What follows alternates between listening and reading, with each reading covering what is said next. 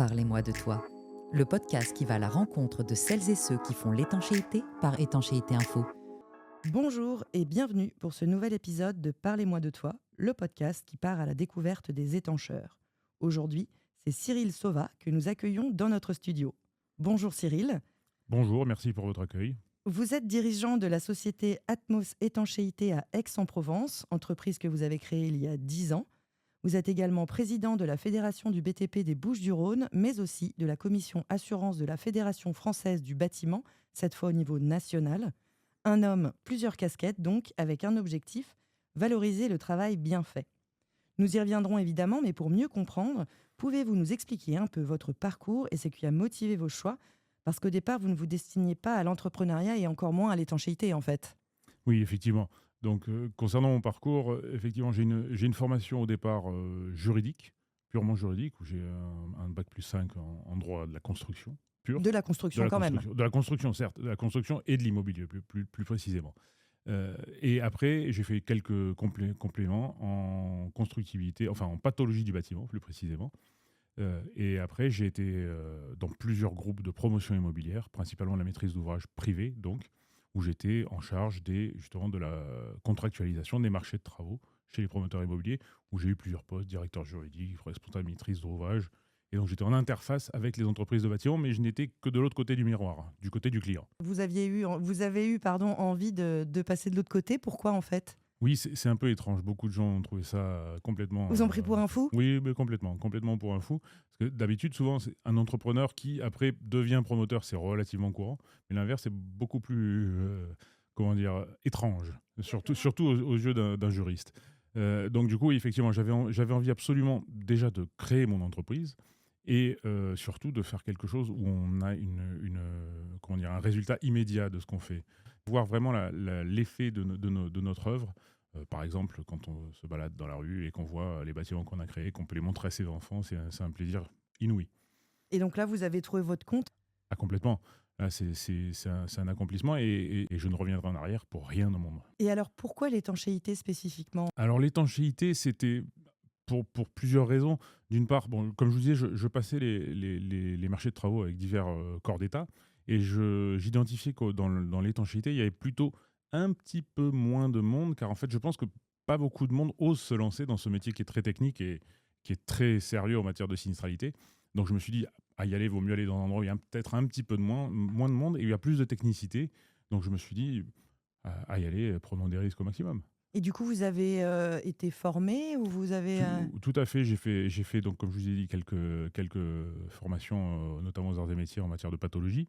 Et quand j'ai créé l'entreprise, j'étais assisté avec un ami d'enfance que je salue à l'occasion, d'ailleurs, avec qui nous avons créé cette entreprise à l'époque. D'accord, vous l'avez créé à deux du coup. Tout à fait. Et alors, est-ce que justement, ce bagage juridique, aujourd'hui, dans la gestion de votre entreprise, ça vous aide? Alors ça m'aide énormément. Ça m'aide énormément, à la fois en matière de contractualisation, comme je vous le disais, en gestion aussi on va dire, du précontentieux potentiel en matière de construction, la gestion de la sinistralité, la gestion du planning, qui est parfois un peu, comment dire, tendu. Donc effectivement, la formation juridique est un grand appui, mais pas que dans l'étanchéité et pas que dans le bâtiment en général. Est-ce qu'on gère une entreprise d'étanchéité de manière un peu spécifique? Alors, il y a forcément des spécificités, ne serait-ce que pour des questions techniques. Mais en tout cas, je pense que une des règles principales dans l'étanchéité comme ailleurs, c'est surtout ne jamais trop s'éloigner du terrain, je pense vraiment. C'est-à-dire, en fait, concrètement, c'est être avec ses équipes. C'est être avec ses équipes quasi en permanence, suivre les chantiers, même si c'est parfois pas nécessairement au quotidien, mais enfin, en tout cas être proche du terrain et de savoir tout ce qui se passe dans son entreprise, ce qui est un peu limitatif quand on est dans un gros groupe. Il faut avoir de grosses équipes autour de soi. Et quand on est dans une structure plus compacte, c'est évidemment plus facile. Vous voulez garder une entreprise à taille humaine. Tout à fait. Après, encore une fois, ça c'est un choix qui m'est purement personnel et qui est, évidemment, je peux comprendre qu'on aspire à avoir de beaucoup plus grosses entreprises, beaucoup plus structurées. Moi, effectivement, mon choix était différent. C'était d'avoir vraiment une entreprise où je maîtrise vraiment l'intégralité de la chaîne et ce qui me permet d'avoir, on va dire, une quasi-certitude en matière de qualité et de rendu du produit. Et donc, vous êtes combien aujourd'hui dans votre entreprise? On est une grosse dizaine en interne et on a une grosse dizaine en pause, en sous-traitance également. Et vous avez une spécialité ? Alors, on a une spécialité, oui, en un sens. Alors, c'est pas très consensuel, mais on fait à peu près tout sauf du logement neuf. Donc, D'accord. en gros, tous mes anciens collègues de travail, je ne travaille pas avec eux. Pour faire court. Vous Voilà. avez coupé les ponts. Non, pas du tout. Je fais leur maison quand ils en ont besoin, par contre. Ça, par contre, ils sont preneurs. Donc du Voilà. logement individuel. Ouais, voilà, exactement. Tout à fait. Mais effectivement, le logement neuf, j'en fais peu. C'est pas tout à fait le même technique de travail, les mêmes conditions. Donc, c'est quelque chose que je ne fais pas. Mais par contre, effectivement, ce que j'apprécie tout particulièrement, c'est de la rénovation un peu compliquée, les rénovations lourdes, notamment du monument historique. J'adore ça. Ouais. C'est quelque chose qui me. Mais là, c'est plus comment dire, une appétence personnelle. J'aime beaucoup le monument historique. C'est pas nécessairement très intéressant financièrement, mais en tout cas, voilà, c'est intellectuellement et c'est très satisfaisant. Comme Vous disait avez Jeanne. travaillé sur quel monument historique, par exemple ? Alors, j'en ai fait quelques-uns. Là, dernièrement, j'ai fait une petite partie, mais là vraiment très, très réjouissant, une petite partie du Palais des Papes à Avignon. Ah d'accord. Donc c'est assez sympa quand on va voir une exposition avec ses enfants et qu'on dit voilà, j'ai participé à la rénovation de cet édifice. C'est assez formidable. Et quel autre type de bâtiment ? C'est quoi ? C'est la copropriété ? C'est le Alors oui, on fait tertiaire ? beaucoup de rénovations en copropriété. Vous l'avez évoqué, on fait aussi de la maison individuelle plutôt haut de gamme, c'est-à-dire avec des recherches de finition, de performance thermique, de la végétalisation, des trucs assez complexes. On a eu la chance de travailler avec pas mal des plus grands architectes mondiaux sur des projets un peu haut de gamme, enfin très haut de gamme, on va dire même, en hôtellerie aussi également. Et on fait aussi du marché d'entretien en marché public. Et la végétalisation, vous sentez que c'est un marché qui se développe ? Là, vous en C'est un avez marché parlé ? qui, oui, tout à fait. C'est quelque chose qui se développe. C'est toujours très demandé, principalement dans le haut de gamme, par contre. Hein. C'est vrai que pour l'instant, j'ai pas l'impression que ça se diffuse vraiment dans le moyenne gamme et le bas de gamme. Mais en haut de gamme, c'est toujours demandé, avec quand même certaines contraintes, surtout dans nos contrées et dans le sud de la France. Là, on a des vrais sujets en matière de vigilance d'arrosage. Et alors, quelle serait votre définition du métier d'étancheur aujourd'hui ? Alors, si on est un peu présomptueux, c'est fournir un toit à la population. C'est déjà pas mal. Oui, c'est beau. Un toit qui tient. Exactement. Et est-ce que vous sentez qu'il y a une évolution dans le métier, de plus en plus technique ou de plus en plus architecturale aussi, pourquoi pas ? Oui, alors c'est assez satisfaisant de voir qu'on est de plus en plus considéré au niveau technique par les autres corps d'État. Et surtout, on a aussi une vraie demande de recherche esthétique. C'est un sujet qui m'est très cher. Je trouve que quand c'est beau, c'est bon et ça fonctionne. Donc c'est une recherche qui est vraiment... qui n'était peut-être pas le cas il y a une quinzaine d'années. Enfin, en tout cas, je ne le percevais pas. Et je trouve que maintenant, de plus en plus de maîtres d'ouvrage et de maîtres d'œuvre, architectes, sont en demande de finition très, très, très importante. Et je trouve ça plutôt satisfaisant et plutôt flatteur pour notre métier. Et alors là, si on s'intéresse un peu plus à vos autres casquettes, donc vraiment d'engagement pour la promotion des professionnels du bâtiment au sens large finalement, parce que vous êtes donc à la tête de la Fédération du BTP des Bouches-du-Rhône et de la Commission Assurance de la Fédération Française du Bâtiment. Pourquoi en fait ce choix de s'engager pour le secteur ? Cet engagement, ça partait d'un constat que j'évoquais tout à l'heure d'ailleurs. C'est quand on a des amis d'enfance qui avocats, qui notaires, qui juges, qui vous disent tu es devenu fou, tu vas dans le bâtiment, c'est un travail qui n'est pas pour des gens comme nous. Il y a quelque chose d'assez choquant quand on entend ça. Et donc je me suis dit qu'à mon échelle, sans être présomptueux encore une fois, à mon échelle, il fallait que j'apporte ma pierre à l'édifice pour essayer de valoriser encore plus nos métiers et montrer qu'en fait c'est un choix, c'est un métier d'adhésion et non pas un métier qu'on ferait par dépit.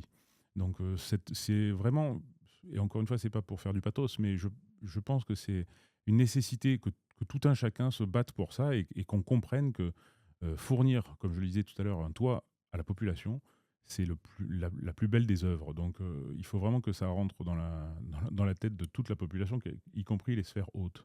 Donc c'est pour ça que ce combat est nécessaire à la fois auprès de la population, mais aussi évidemment des donneurs d'ordre et des politiques au niveau national. Et donc ça, au quotidien, ça se manifeste comment ? C'est communiquer, C'est beaucoup de expliquer communication. C'est beaucoup de communication. C'est faire vraiment faire passer de l'information et faire de la communication sur les valeurs de nos métiers et surtout la valeur ajoutée de notre métier. Parce que sans nous, en gros, à peu près rien ne peut se passer. Comme je le dis souvent, on est un des plus vieux métiers du monde. Donner un toit à une famille, c'est un des besoins primaires de toute la population.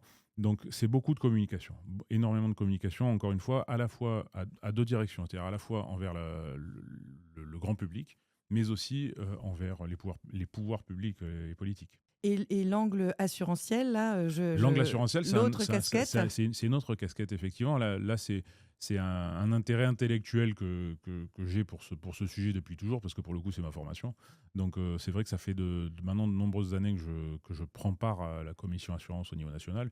Et là, j'ai eu le rare privilège et la lourde charge d'en prendre la présidence cette année. Donc, effectivement, ce côté assurantiel est prégnant dans le bâtiment en général et dans le métier en particulier, dans le métier d'étanchéité, où l'assurance est souvent à la fois une barrière à l'entrée et aussi un sujet, on revient sur la communication, qui est souvent source d'incompréhension de la part, là aussi, du grand public et aussi d'autres corps d'État. Donc, il y a un vrai travail à faire, notamment en matière de gestion de la sinistralité, gestion qui peut d'ailleurs être un avantage commercial. Hein, d'ailleurs, si on gère bien un sinistre, ça peut devenir une vraie force. Mais en tout cas, voilà, le volet assurantiel étant tellement prégnant et prenant une part tellement importante en plus dans nos frais fixes et frais généraux, dans nos métiers, je pense qu'il faut absolument que notre métier soit représenté justement dans tout ce qui peut être influence en ce secteur. Et les entreprises en ont conscience, ça, de l'importance de la gestion de l'angle assurantiel ? Pas assez. Je pense pas assez. Alors, évidemment, les grosses entreprises nationales ou les opérateurs de grande taille au niveau régional sont assez sensibles à ce sujet. Mais je trouve que pour l'instant, les entrepreneurs de taille modeste mettent un peu trop un mouchoir dessus et ne s'en occupent pas, alors que on peut ramener ça aussi le côté financier. Souvent, le côté financier n'est pas trop bien géré par les petites entreprises, en matière de cotation, par exemple, Banque de France, où il y a pas assez de prise en main du sujet. Je trouve que au niveau assurantiel, on en a de même. Donc, il faudrait vraiment arriver à faire passer l'information que une sinistralité, ça se gère. Vraiment. Et c'est pas que de l'opérationnel, c'est aussi de l'interface avec son partenaire assurance, qui doit être normalement vraiment un partenaire, et non pas un simple fournisseur, voire carrément un adversaire. L'assureur est un partenaire pour l'entrepreneur de bâtiment. Eh ben, je vous propose qu'on s'arrête sur ce message, passé un peu à tous. Merci beaucoup, Cyril, d'avoir été avec nous. Merci à tous de nous avoir écoutés et à très bientôt pour un nouvel épisode de Parlez-moi de toi. C'était Parlez-moi de toi, un podcast d'Étanchéité Info, le média dédié à l'étanchéité et l'isolation, à retrouver aussi sur étanchéitéinfo.fr et sur LinkedIn.